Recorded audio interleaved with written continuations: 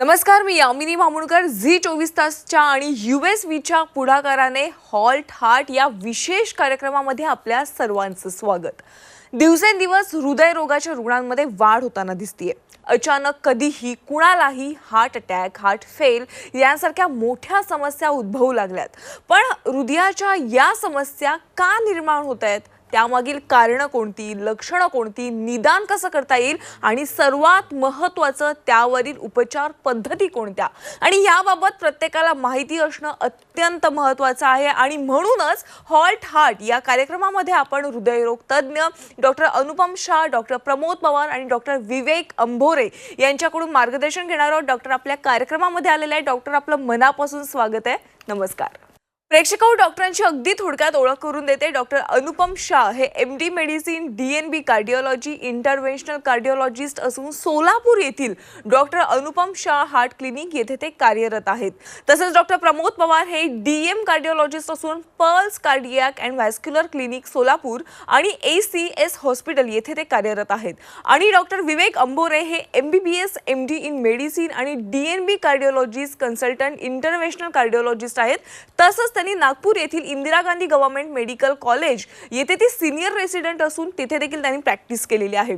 तर आज आपण एकंदरीतच हार्ट फेल कसं टाळावं या विषयावर डॉक्टरांकडून मार्गदर्शन घेणार आहोत. डॉक्टर अनुपम शाह, सुरुवातीला आपल्या प्रेक्षकांना हार्ट फेल म्हणजे नेमकं काय आहे यावर आपण मार्गदर्शन करा. हार्ट फेल हा शब्द जो आहे तो मिसनॉमर आहे. हार्ट फेल म्हणलं तर लोकांना असं वाटतं की सडनली हार्ट बंद झालेलं आहे, पण ते हार्ट फेल म्हणलं बंद व्हायचं नाही. जे हार्टचं फंक्शनिंग जर कमी झालं तर आपण त्याला हार्ट फेल्युअर म्हणतो.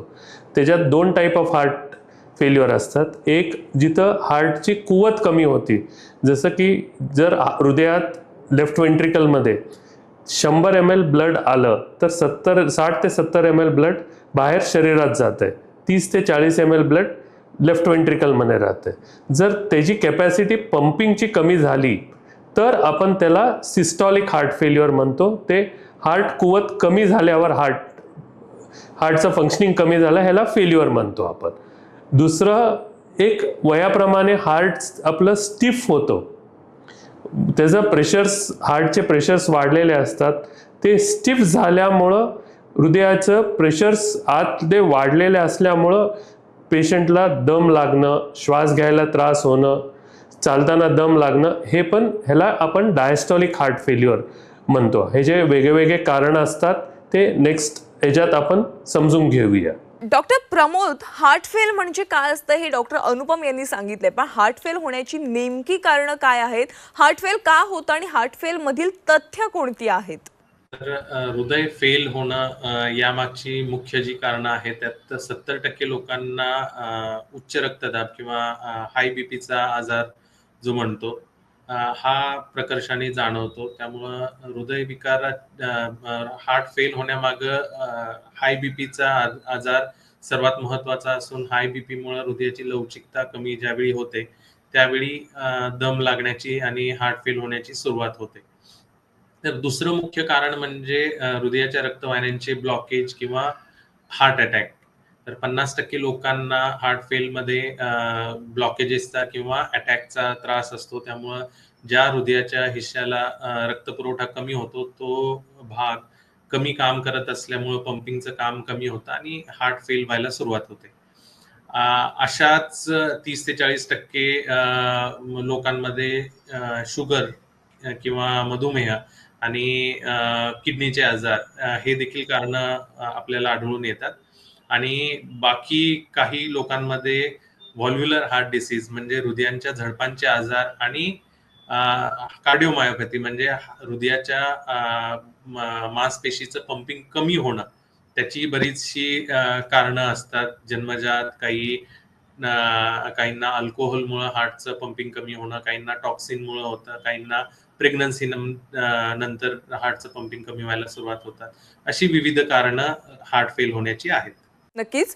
उच्च रक्तदाब असेल किंवा डायबेटीज किंवा व्यसन आणि हीच खरी कारणं आहेत ज्यामुळे हार्ट फेल होण्याचं प्रमाण देखील वाढलंय. डॉक्टर विवेक, हार्ट फेलची लक्षणं कोणती आहेत? तर हार्ट फेल होण्यामागचे प्रमुख लक्षणे जसे आपण हे सध्या कॉमन पब्लिकसाठी घेतो, तर त्यांना समजायला पाहिजे की हार्ट फेल होण्यामागची लक्षणे कोणती आणि त्यांनी डॉक्टरांना केव्हा सल्ला घ्यायला पाहिजे आणि डॉक्टरांकडे केव्हा जायला पाहिजे. जसे श्वास लागणे, धाप लागणे, चालता फिरताना दम लागणे, पायरी चढताना दम लागणे, नव्याने हा जे त्रास उद्भवतात, जे की पूर्वी पेशंटला जाणवत नव्हते, आता एवढ्यात त्यांना जाणवायला लागले. असे त्रास किंवा पायाला सुजन येणे, दोन्ही पायाला सुजन येणे, अँकलच्या भोवती सुजन राहणे, है ना? दम लागणे, धाप लागणे, सोबत सोबत थकवा जाणवणे, जो की पूर्वी जाणवत नव्हता, आता एवढ्यात 10-15 दिवसात, महिन्याभरात किंवा वर्षात पेशंटला जाणवत आहे, थकवा जाणवत आहे एक्झर्शननंतर. आणि खोकला येणे, सारखा खोकला येणे किंवा मग कोरडा खोकला असणे, जो खोकला वाढतो जेव्हा पेशंट झोपायला जातो, लाय डाऊन पोझिशनमध्ये होतो, त्यावेळेस हा खोकला वाढतो. कधी-कधी खोकल्यासोबत सोबत एक पिंक कलरचा स्पुटम ज्याला आपण म्हणतो, अशा प्रकारचा खोकला सुद्धा येणे, कफ पडणे, तर हे हार्ट फेलियरचे लक्षणं असू शकतात. म्हणजे ज्यांना ज्यांना ही लक्षणे दिसतात त्यांनी लगेचच डॉक्टरकडे जाऊन योग्य उपचार घेणं देखील तितकंच महत्त्वाचं आहे. पण हार्ट फेल होण्याचा धोका नेमका कोणाला आहे, डॉक्टर अनुपम? काही आजाराच्या कारणामुळं हृदय फेल होतो, पण त्याच्याबरोबर काही असे कारणं असतात जसं की आपलं वजन खूप वाढलेलं असेल, स्थूलता असेल तर हार्ट फेल्युअर होतो. शुगर असलेल्या लोकांना हार्ट फेल व्हायची शक्यता लवकर असते. BP ज्यांचं खूप वर्षापासून कंट्रोलमध्ये नसलं त्यांचं हृदय थिक होतो आणि त्यांनी मग हार्ट फेल्युअरमध्ये जातात. जे लोक अल्कोहोल कन्झम्पशन खूप जास्त प्रमाणात करतात त्या लोकांना हार्ट फेल व्हायची शक्यता जास्त असते. स्मोकिंग, टोबॅको, डाएट न कंट्रोल करून ओबेसिटी वाढणं, ह्या सगळ्या कारणामुळं हार्ट फेल्युअरचे लक्षणं लाईफस्टाईलमुळं वाढू शकतात. डॉक्टर प्रमोद, हार्ट फेलचं निदान कसं केलं जातं? म्हणजे कोणत्या टेस्ट करायच्या असतात का? ज्यावेळी आपण एक्झामिन करतो पेशंटला, त्यावेळी पायाच्या घोट्याच्या शेजारी असलेली सूज, गळ्याच्या नसांमध्ये नसा फुगलेल्या दिसून येतात आणि जर स्टेथोस्कोपच्या साहाय्याने ऑस्कल्टेट केलं तर फुफ्फुसाच्या खालच्या भागामध्ये श्वासाचं जे आवाज येतो तो घरघर असा आवाज चालू झालेला असतो आणि त्याबरोबर या गोष्टींची कन्फर्मेशन करण्यासाठी आपण रक्त तपासणी करतो, ज्याला NT-proBNP, एन टर्मिनल बी टाईप नायट्रोयुरेटिक पेप्टाइड, ही रक्ताची तपासणी केल्यानंतर त्या हार्ट फेलियरचं निदान होऊ शकतं. इको आणि एक्सरेच्या साह्याने हार्ट फेल होण्यामागची कारणं जसं व्हॉल्वचा आजार आहे का, हार्टचं पंपिंग कमी झालेलं आहे का, हृदयाची लवचिकता कमी झालेली आहे का, या सर्व गोष्टींची खात्री या तपासणीतून केली जाते आणि त्यानुसार हार्ट फेलियरचं परिपूर्ण निदान केलं जातं. डॉक्टर विवेक, सर्वात महत्त्वाचा प्रश्न जो सध्या अनेकांना पडला असेल की हार्ट फेलवर उपचार केला जाऊ शकतं का? नक्कीच हार्ट फेलवर उपचार केला जाऊ शकतो. हार्ट फेलवर उपचार करणे म्हणजे त्यांच्या प्रत्येकाच्या सिम्पटम्सनुसार ह्या सगळ्या इंडिव्हिज्युअलाइज मॅनेजमेंट केल्या जाऊ शकते. प्रत्येकाचा हार्ट फेलियरचे कारण वेगवेगळे असू शकतात. वेगवेगळ्या कारणानुसार आपल्याला त्यांचं ट्रीटमेंट करायला लागतं. जसं पेशंटला हार्ट फेल्युअर जर पेशंटच्या हृदयाच्या नसांमुळे जर प्रॉब्लेम असेल, अशा केसमध्ये पेशंटच्या नसांचे जर ब्लॉकेजेस असतील तर त्याला एंजिओप्लास्टी किंवा बायपास सर्जरी सारख्या उपचारांनी ते जर ओपन झाले तर अशा पेशंटचे हार्ट फेल्युअर सिम्पटम इम्प्रूव्ह होऊ शकतात. पेशंटला जसे की जास्त कॉमन आहे की पेशंटला हाय ब्लड प्रेशर, उच्च रक्तदाब, याच्यामुळे हार्ट फेल्युअर होतो. अशांचे ब्लड प्रेशर आटोक्यात ठेवून हार्ट रिमॉडेलिंग जे औषधं असतात ते देऊन आणि हार्ट फेल्युअर सुधारण्यासारखे जसे औषधं देऊन याच्यामध्ये नक्कीच पेशंटमध्ये सुधारणा येऊ शकते. सगळ्यात महत्वाचं म्हणजे डायबेटीज, उच्च रक्तदाब कंट्रोलमध्ये ठेवणे किंवा मग डिस्लिपिडिमिया, ब्लडमध्ये कोलेस्ट्रॉलचं अति जास्त झालेलं प्रमाण, याला आटोक्यात ठेवणे.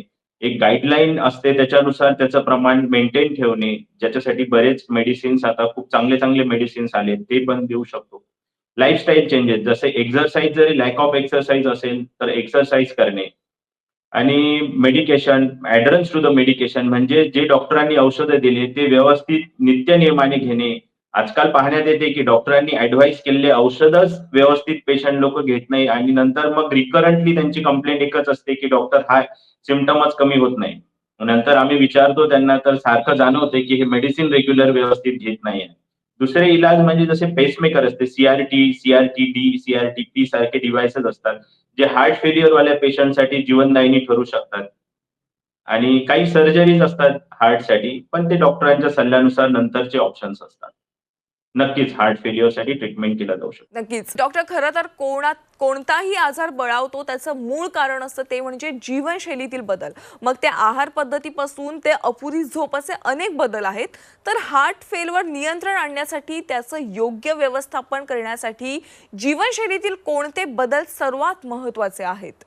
नियमितपणे व्यायाम करणे, दिवसातून 45 मिनिटं वॉकिंग करणे, डाएट कंट्रोल करणे, जसं की ऑइली फूड्स, बटर, घी, चीज, नॉन व्हेजिटेरियन फूड हे अवॉइड करायला पाहिजे. सॉल्ट इनटेक हे कमीत कमी पाहिजे.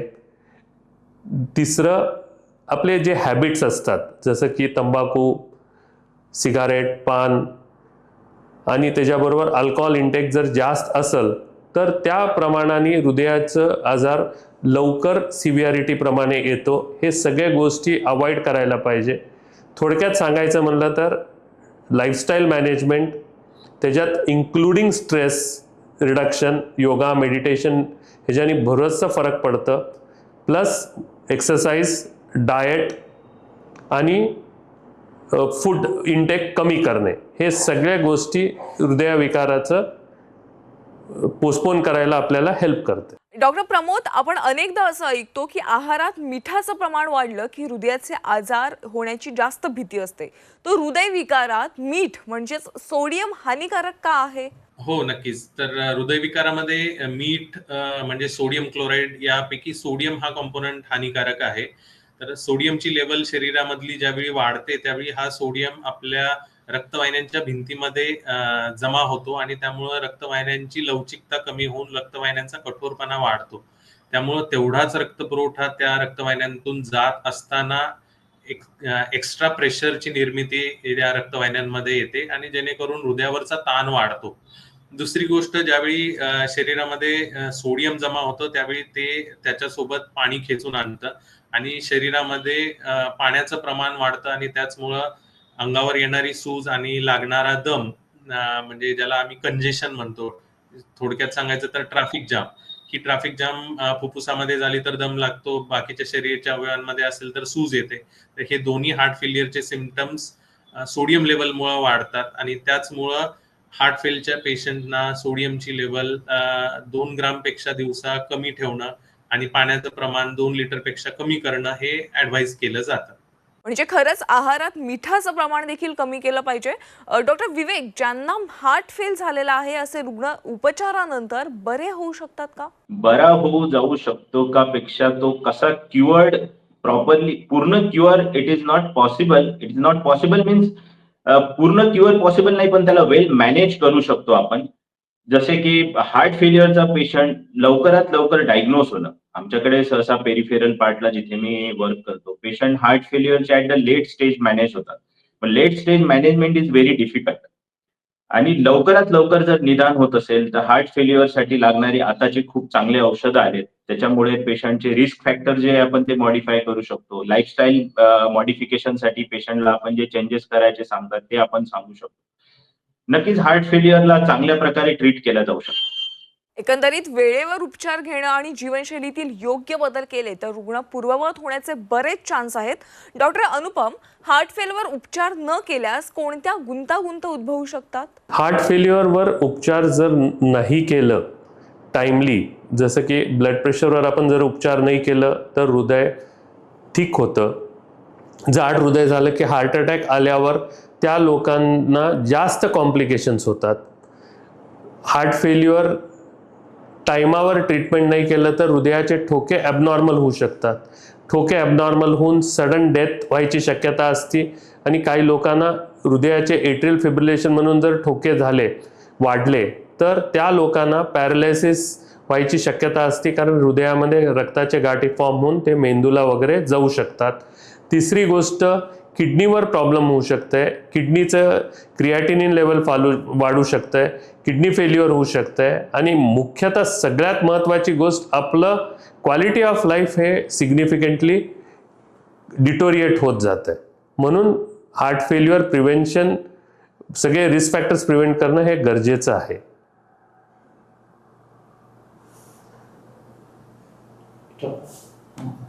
डॉक्टर प्रमोद, हार्ट फेलचं निदान झाल्यानंतर डॉक्टरकडे किती वेळा तपासणी करावी? किती वेळा तपासणी केली पाहिजे या प्रश्नाचं उत्तर यावर डिपेंड होतं की पेशंटच्या लक्षणांची तीव्रता किती आहे आणि पेशंटच्या गोळ्यांची ऍडजस्टमेंट कुठेपर्यंत झालेली आहे. जर पेशंटच्या लक्षणाची तीव्रता जास्त असेल आणि नवीन गोळ्या पेशंटला जर चालू केलेल्या असतील तर त्या फॉलोअप करण्यामागचं उद्दिष्ट असतं की पेशंटची लक्षणामध्ये किती सुधारणा होत आहे याची पाहणी करणं आणि पेशंटला दिल्या गेलेल्या औषधांची डोस ऍडजस्टमेंट करणं. या दोन्ही कारणासाठी सुरुवातीच्या फेजमध्ये 7 दिवसामध्ये आणि 14 दिवसामध्ये पेशंटला बोलवलं जातं. त्याच्या लक्षणांमधली सुधारणा किती आहे यानुसार गोळ्यांची ऍडजस्टमेंट केली जाते आणि त्याचबरोबर ज्या गोळ्या आपण हार्ट फेलसाठी देतो त्याचा त्यांच्या शरीरावर काही दुष्परिणाम होतो का याचीही पाहणी केली जाते. आणि जसं जसं पेशंटच्या लक्षणांमध्ये सुधारणा होईल आणि जसं जसं हार्ट फेलच्या गोळ्यांवर पेशंटची इम्प्रूव्हमेंट होत जाईल तसा तसा हा कालावधी वाढवला जातो आणि साधारणतः पेशंटच्या गोळ्या ज्यावेळी फिक्स होतील त्यावेळी 2 ते 3 महिन्यामध्ये पेशंटला फॉलो करण्यासाठी सांगितलं जातं. डॉक्टर विवेक, जाता जाता एक शेवटचा आणि तितकाच महत्त्वाचा प्रश्न की हार्ट फेल टाळता येऊ शकतं का आणि यासाठी काय करावं? नक्कीच हार्ट फेल टाळता येऊ शकतं. याच्यासाठी बेसिकली घ्यायची जी काळजी आहे मी आता काही सांगू इच्छितो की जसे की ज्यांना उच्च रक्तदाब आहे अशा रुग्णांनी त्यांचं ब्लड प्रेशर बरोबर नॉर्मली कंट्रोलमध्ये ठेवायला पाहिजे विथ द मेडिकेशन्स, है ना.